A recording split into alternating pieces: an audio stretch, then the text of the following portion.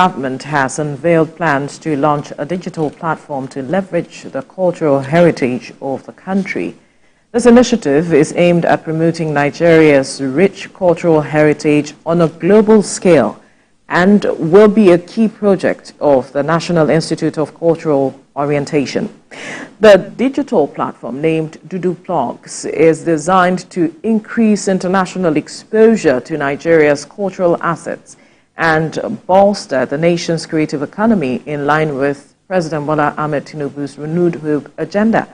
Highlighting the platform's potential impact, the Executive Secretary CEO of NICO, Bolster Ajiboye, said the Institute's partnership with other companies will create a digital platform that will provide comprehensive access to Nigerian culture via the internet and social media applications. Joining us in our Abuja studio is the Executive Secretary, CEO, National Institute for Cultural Orientation, Otumba Bolster Ajiboye. Good morning. Thank you for joining us. Ben. Hello, how are you? Good morning. I'm happy to be here. Okay, good to see you. You're looking cultural, one must say. Thank you. Thank you very much. Anyway, let's talk about how we as Nigerians have really embraced our culture. This is one conversation that a majority of Nigerians has had over the years, how it is that we don't seem to project our culture as such when you're comparing it with other countries like Ghana, South Africa. What do you say to that? Well, you know, Nigerians are brilliant people. And as a result, sometimes intelligence, too much intelligence can misapply some principles. Two, our multi-dimensional cultural outlook probably confused the colonial masters to the extent that they didn't actually know how to go about it, or they went about it in the way that suited their purpose, which was take their culture from them, let them be mentally empty, let them see themselves as their culture as being secondary, and replace it with their own culture. That was the principle. That was the attitude. And that affected us post-colonial era, continued to affect us. We wanted to behave like the British. We wanted to think like the British. We wanted to speak like the British. We felt that whoever dresses like the British was the man in vogue. We felt whoever spoke that kind of Queen's English was the only one educated. So we had that misconception about ourselves. And that took us, so long. It is just about now, 64 years later, or maybe about 10 years before, that we began to realize that, oh yeah, we need to have a cultural identity that will stand us out as a people for us to foster a national identity, which will then cascade into a national character. Then we can talk about acceptable behavior, citizen. Then we can talk about patriotism, nationalism, X, Y, Z. So, we need to begin to recalibrate our understanding and disposition towards culture, such that our culture should define us. Our culture should be the basic interests that would create for us the right identity, which even affect our spirituality. They even took our spirituality away from us and replaced it with different set of, and all of these have taught us to some stampede, some retardation, even in our development, even in our law and understanding of our law. So, it is high time we started to think that our culture should be in the forefront, first of all, and then other things should follow. How do we do that? the people making our laws need to be properly grounded in cultural understanding and appreciation. The people involved with our policies at the highest level should be people who would have a great understanding of our culture. Why do I say that? Even elementary principles of law tells us easily, I mean quite, frankly, that customs and tradition are the basic source of law. To that extent, it means that the law pillar upon which governance, government, and politics is resting. If that is the case, then we should take our culture a lot more seriously. Because without the appropriate cultural appreciation, we will not embrace proper development. We will not have the right level of peace we should have. If you look at our society today, 30 years ago, we were much more cohesive as a people than we are now. What has happened? We have completely lost our cultural value as a people. That's right. If you look at Mr. Abiodun Ajiboye, if you can hear me, I love the background that you actually brought to this conversation, because seeing this story and then the trajectory, the federal government is driving this new initiative. One will wonder exactly what do they want to achieve. Customs, dressing, languages, and all of those things, come together to describe us as a people, or to also talk to us, to also, explain our cultural values and leanings. But I'm trying to understand what the global cultural digital platform, DuduPlugs, seeks to achieve, the objective for creating it, and the reason why it is named DuduPlugs. Could you speak to us about that? Very simple, and I'll explain very well. The background I laid was to first of all understand how important culture is to us. The second step is to say, okay, what do we regard as cultural diplomacy? The world as a whole has come to recognize the importance of culture. So when the world came together in 2000 for the Millennium Development Goals, they realized that, the United Nations realized that they left culture behind. Okay, so by 2001, with that realization, UNESCO, an organ of United Nations, adopted a Universal Declaration on Cultural Diversity to correct the initial error. By 2002, the idea to choose 21st of May as World Cultural Day came to fore. You understand? So therefore, the world realizes the importance of culture. And if you observe, culture is one thing that the global forces respect a lot. Even in war, there are sacred places you don't bomb, you don't aggress, you don't destroy. Respect for culture is universal.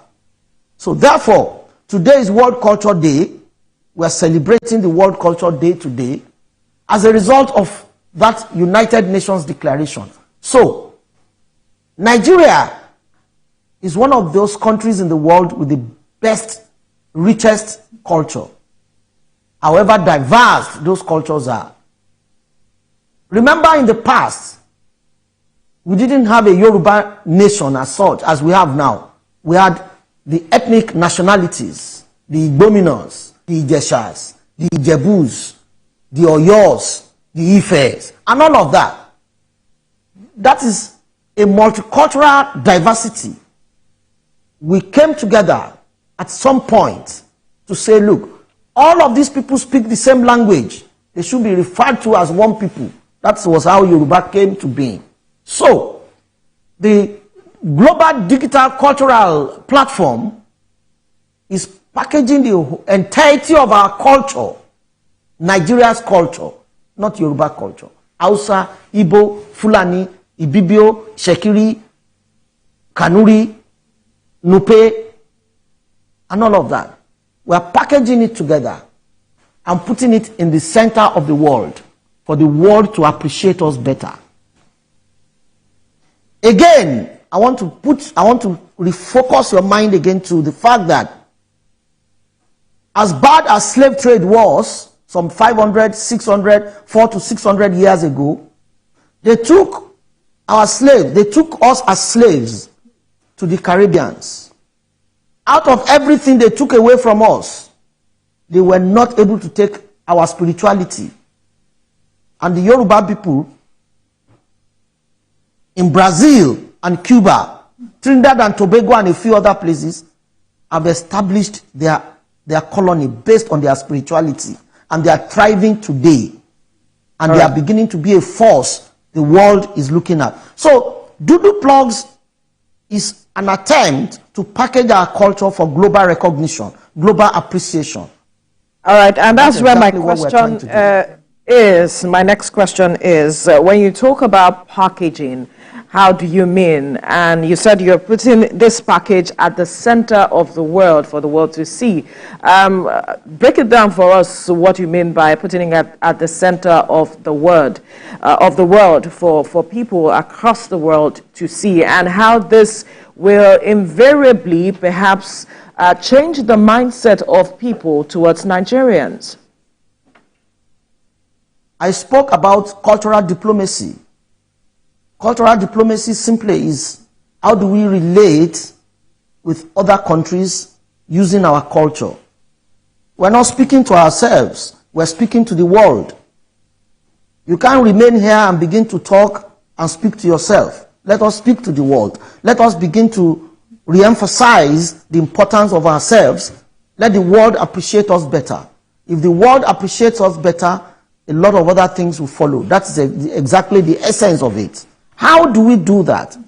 The platform is established to appreciate our culture for everyone around the world to be able to see me.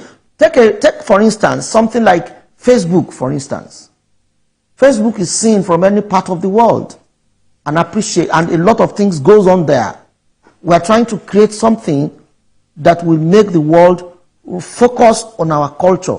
Don't forget again that the Nigerian culture has well over 800 million enthusiasts all around the world.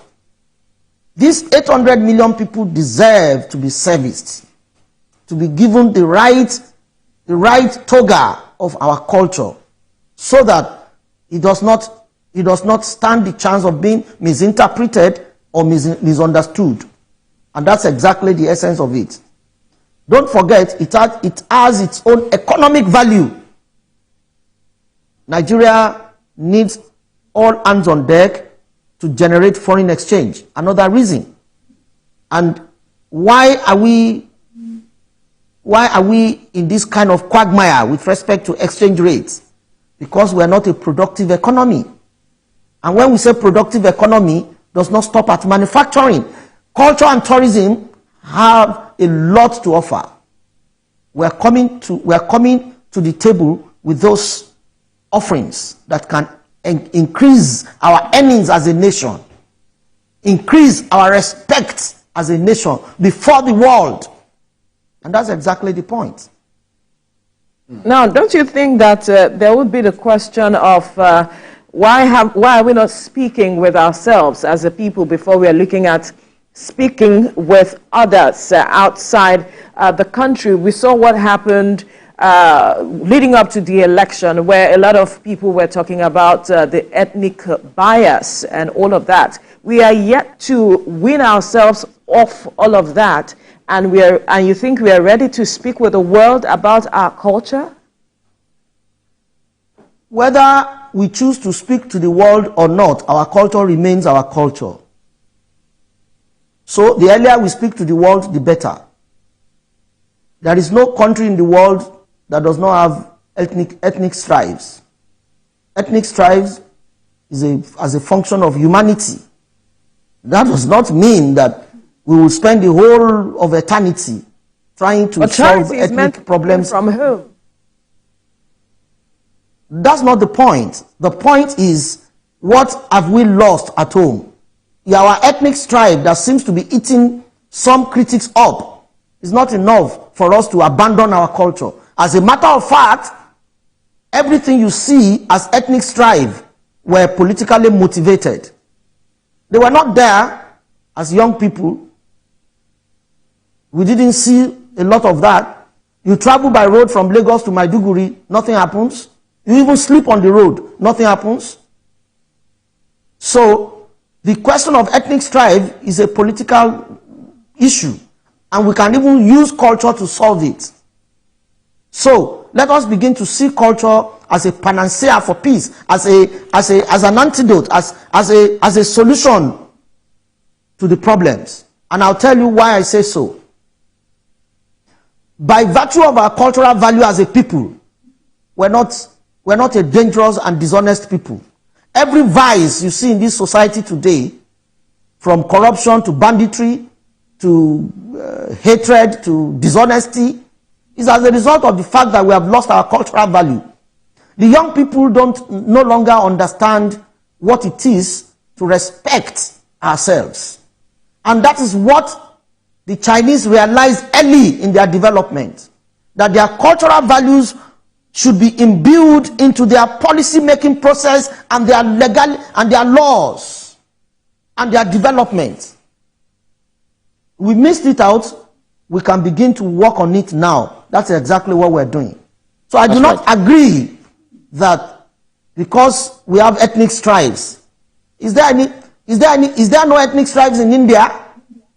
Is there no ethnic strife in China? So the bigger your head, the bigger the headache. That's where I'm going. For instance, when you started off, you said that we have different languages, and then you went ahead to mention them alongside the ethnicities. You mentioned India. India has got 22 officially recognized language according to their linguistic diversity. With Hindi having 44% of Indians speaking the language vis-a-vis that of English, and then you have a lot of people, majority of them, understanding Hindi and then English alongside. But you said, when you started off, you said, well, Nigerians, taken from the Westerners or from the colonialists, we imbibe their languages, even their cultures, so much so that we are throwing away our own culture. If you look at this Dudo platform, this digital platform that you're proposing, what language do you think we should adopt? There's a way we speak Pidgin. Do you feel that we need to address our linguistic diversity in order to, come together to form that formidable cohesion among different ethnicities in the country? Yes, we overthink as a people. Part of our problem. I mentioned intelligence, if you remember. I want to ask you, does anybody know the meaning of Mercedes or Peugeot? Is Mercedes, Peugeot, are they English words? I'm asking you, presenter. French and German. Exactly. Do you not use Mercedes? Do you not love Mercedes? Did you ask to know the meaning before you bought one? We overthink as a people. We should stop overthinking. That's just what I feel. That's just the answer I have for that question. But again, with respect to ethnic balancing, DuduPlugs, Dudo is black anyway. So we replicate that in the 3 major languages. Hausa, Igbo. So on the platform will be those 3 languages, because we cannot possibly represent all the languages in Nigeria, which is why we came up with Wazobia. So because we understand that, okay, no matter what, there are basic ethnic nationalities that have the largest population. So we are going to reflect on that kind of balancing. Political balancing, necessary. We are reflecting on it. By the time we launch the platform, the balancing will be there, because it is about recognizing the culture of the people. And our cultures are quite related. They're not so different. For instance, the culture of respect is across all ethnic nationalities. As a Yoruba man, I greet my father with my chest on the floor as a mark of respect. As an Hausa, if you see any Hausa man greet their elders, they bend, they kneel as a mark of respect. So the Igbos, so Ibibios, so Fulanis. So, it is not, we can find a parallel acronym for Omoluabi, for instance, in other tribes. There are ways of technically unifying the diversities we see. Why do we allow the diversity to be a problem rather than advantage? We need to begin to think positively in that respect. Thank you. Interesting. I like the perspective of rethinking our diversity as it is. And in recent times, we've seen in primary schools how they celebrate this diversity, asking children to wear, outfits that represent their culture. What more can we do to improve on that? Well, you see, to kill a people, it is not by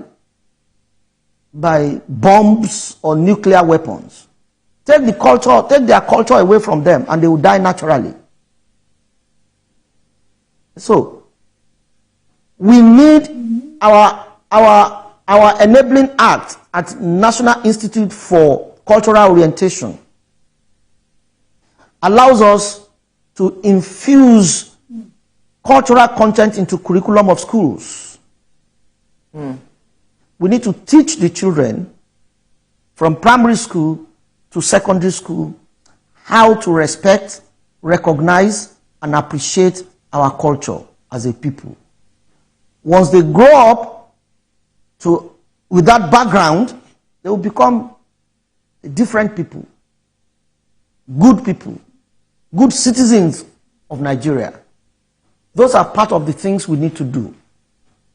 But the level of enlightenment and campaign should be higher, which is why the ministry, through our minister, Honorable Barrister Anatu Musawa, we're trying to come up with a campaign, intense campaign on return of cultural value, our cultural value. If we do not teach the children the essence of cultural value now, we should expect it worse in the next 25, 30 years. So, ati kekere latin peka aroko, we have to solve the problem early.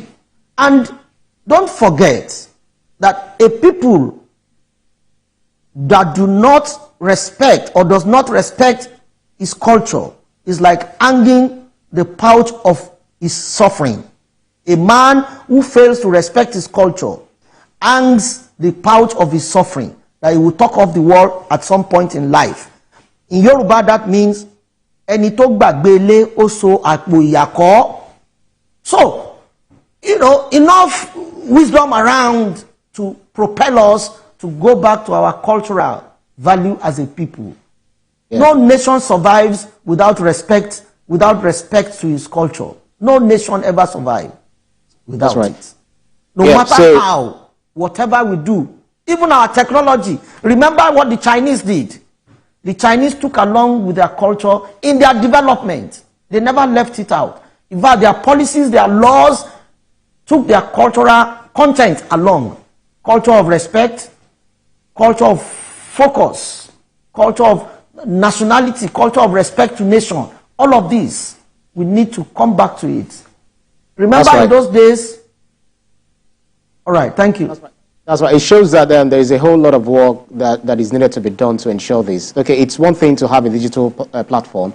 It's another thing to also have content on it, because you check some platforms, it came with a lot of noise, or this is going to do this and that, and then you get onto the website or the platform and then you see how bland it is. It does not have different colors. So I'm keen on asking you, who do you think, how do you ensure authenticity and quality of cultural content that will be showcased on this platform? Who will be responsible for these?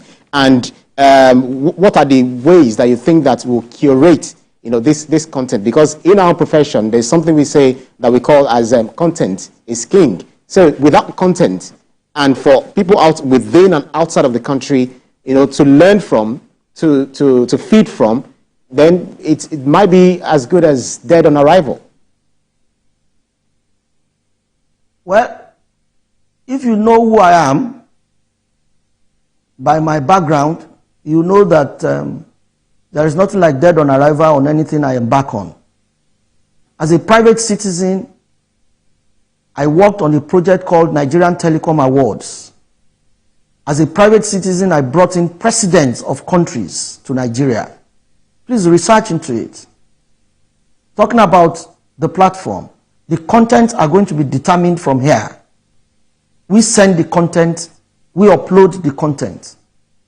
So we have about 11 agencies in the Ministry of Culture and Creative Economy. All the agencies, all hands are going to be on deck to provide content, original content to us. My organization has about 21 state offices. All of them are trained as production personnel, with very good standardized cameras and editing suites to standardize the contents we are sending. The contents are original to us, no more, no less. So, and you remember, this is an international operation. Remember, the essence of this is what we call cultural diplomacy. We are talking to the world, so we've got to say things seriously. So, I assure you, the content will be original, the content will be good enough for the purpose it is meant to serve. All right. And I believe that will be a fine place to leave this conversation. We must thank you, Otumba Biodun Ajiboye, Executive Secretary, CEO, National Institute for Cultural Orientation. Thank you so much for your time. Thank you very much. I appreciate this. You're welcome. Still to come on TVC Breakfast. Join us after the break as we